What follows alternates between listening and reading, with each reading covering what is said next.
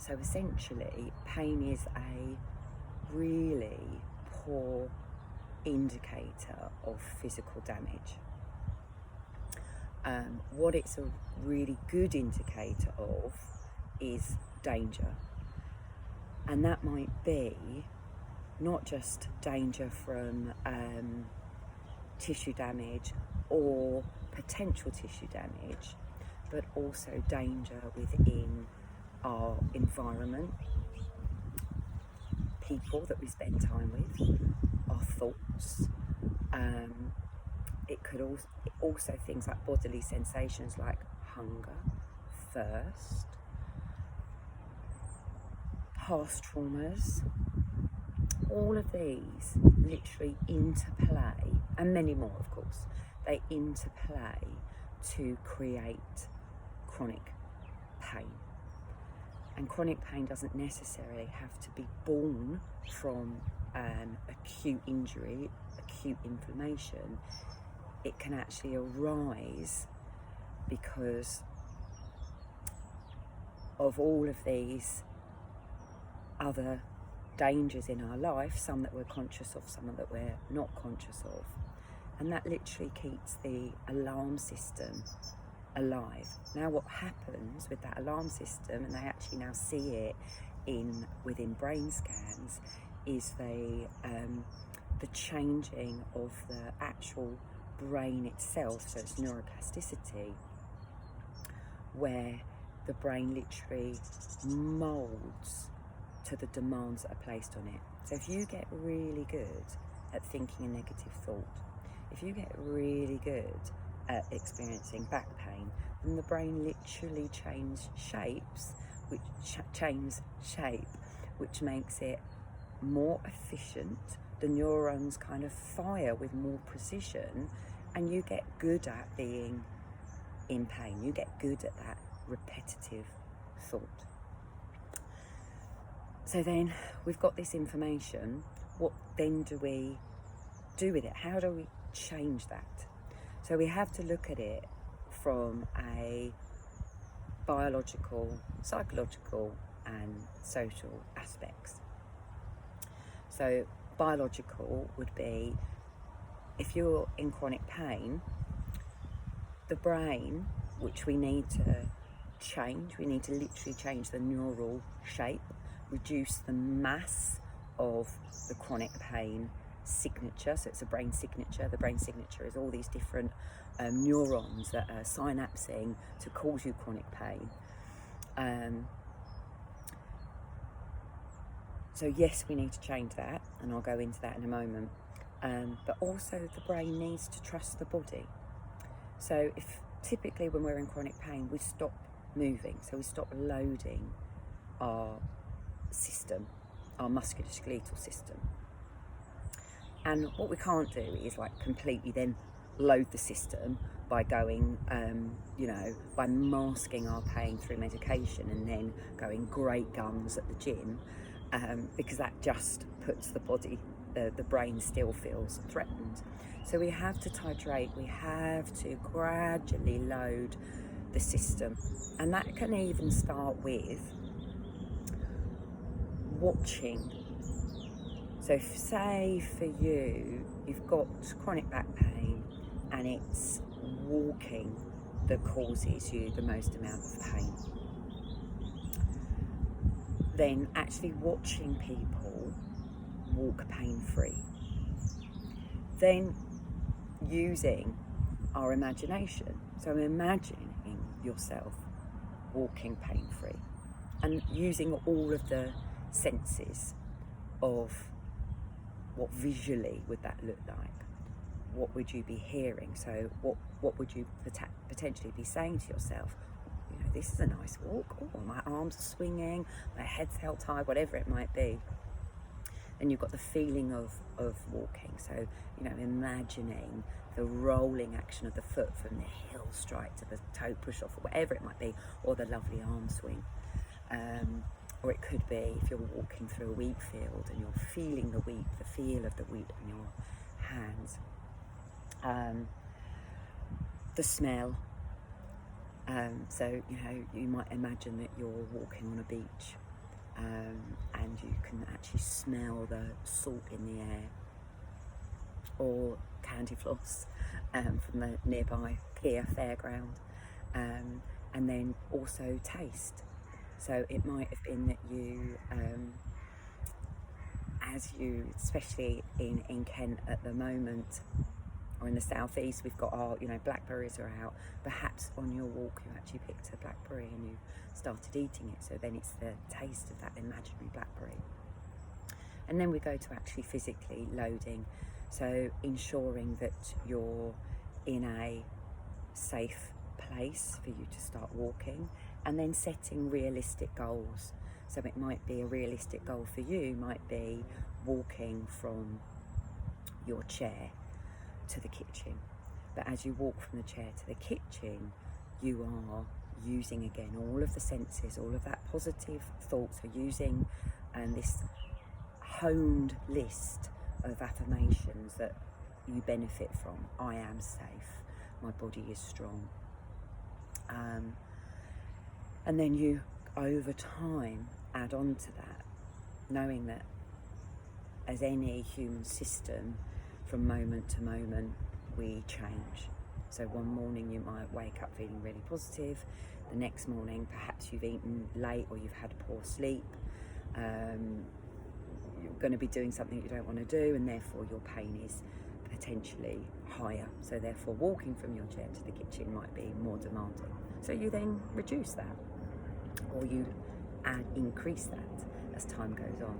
So that's kind of the biological. And then we have to look at kind of the mind, the mental representation. And that's where positive self-talk, the use of affirmations, mindfulness practice. So in pain reprocessing therapy, the biggest element, as well as pain education, which is also within Lorimer Mosely's Fit for Purpose model, pain education is key. We need to ensure that the individual understands chronic pain and neuroplasticity and the predictive theory of to keep us safe, the brain uses past experiences as well as what's happening in our current environment, mind, gut, all of that, to predict are we safe in the next moment. And if we're safe, great. If we're not safe, spike of chronic pain, spike of pain I should say. So with the mind, we look at somatic tracking. So that is becoming more attuned to physical sensations within the body, actually meeting our internal self. And we start with things like positive sensations within the body, or even neutral sensations in the body. And then we move towards pain and discomfort in the body. But we do, and then we move to doing all of that, but as we start moving, so we start integrating it through movement, paced movement. And that attunement with physical sensations in the body, it's like an inquiry, like you're being really inquisitive about these sensations, so that the brain starts to associate you inquiring with physical sensations and in stillness,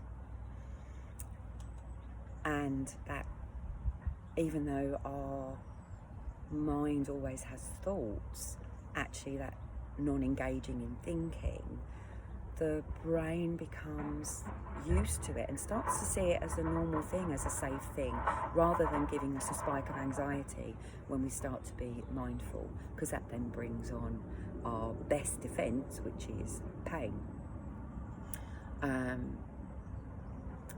And so we've looked at biology, we've looked at the mind, and then kind of society, culture, environment, work. And that is literally looking at all aspects of our life that bring us a sense of safety and well-being, but on the other hand, a sense of threat and danger. So I've come to this little corner of my garden right at the very back, and I'm actually hiding behind like a boundary, not because I don't love my family that live in my house, but actually this, for me to do this type of conversation, I'm safer in this environment than in my home environment, because in my home environment, and there are 5 of us plus a dog, that is full of interruption. And you see how I took a sigh then. So I come here so I'm not interrupted. There are distractions, you know, there's a digger going on, there's bird song, but I actually feel really safe in this environment. Of course there's potential to the dog, for the dog to come running out, my husband to come down the garden,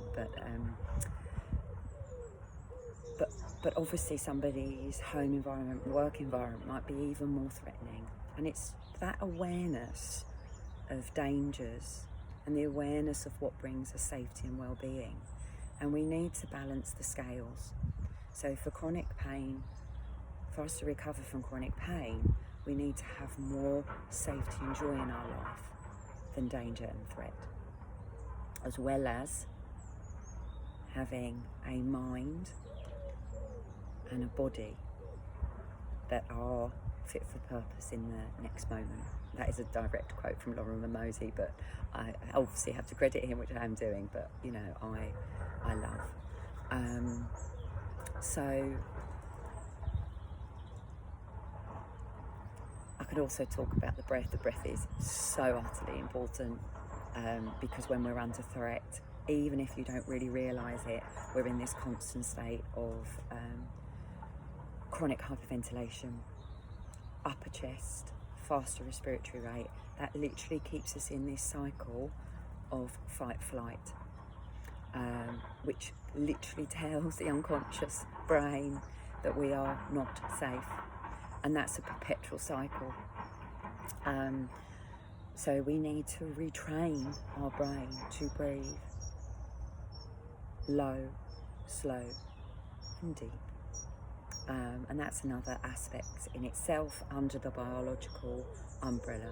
And that's why I am trained in pain reprocessing therapy, and also the research of Lorimer Mosely and the Neugrit Fit for Purpose model. Why I'm a breathing coach, but with Patrick McEwen, Buteyko and Option Advantage, because it's research led and it's really sensitive to the health needs of people. So it's directed to people with anxiety, depression, people with respiratory disorders like asthma, like COPD, also sleep apnea, in addition to people that don't have any of that, lucky people, but still might be in that fight flight mode, so we need to change their actual way that they breathe. Also as a yoga teacher, and part of my work as a clinical massage therapist, which is chronic pain focus, is like with yoga and clinical massage therapy, is literally to bring the nervous system down to create safety for that person, but also to teach them skills, so when they step off of the couch or step off of their yoga mat, they can live with ease, move with ease, breathe with ease, have the tools to do that. If you've got this far, I'm utterly thrilled that you've spent the time to listen to me. Know that I can work with you in person,